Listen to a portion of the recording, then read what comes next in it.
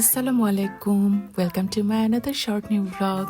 অনেকদিন পর রান্নাবান্নার আবার ছোটোখাটো একটা ভিডিও নিয়ে চলে এসেছি আপনাদের মাঝে।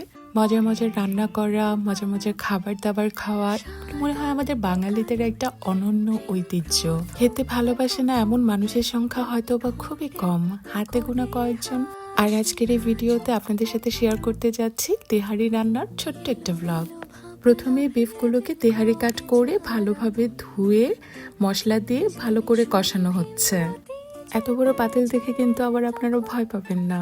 গ্রামে গিয়েছি, ওখানে যে সাইজের পাতিল চাচ্ছিলাম সেটা ছিল না বলে এই বড় পাতিলেই রান্না বান্না শুরু হয়ে গেছে।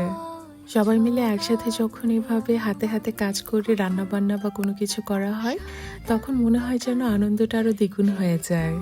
আর বাচ্চারাও একটু পর পর এসে এসে ঘুরঘুর করছে যে কখন রান্না হবে আর কখন খাওয়া দাওয়া হবে।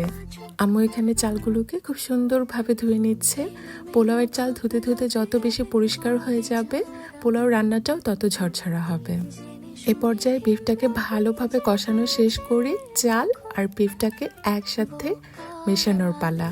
আপনারাও কারা কারা তেহারি পছন্দ করেন আমাকে অবশ্যই কমেন্ট করে জানাবেন।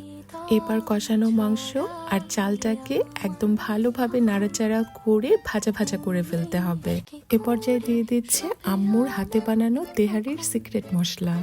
চালটা একটু ভাজা ভাজা হয়ে গেলে পানি দিয়ে এতে পর্যাপ্ত কাঁচামরিচ দিয়ে আর আমরা এখানে দিয়ে দিচ্ছি ভেজে রাখা ছোট ছোট দেশি আলু।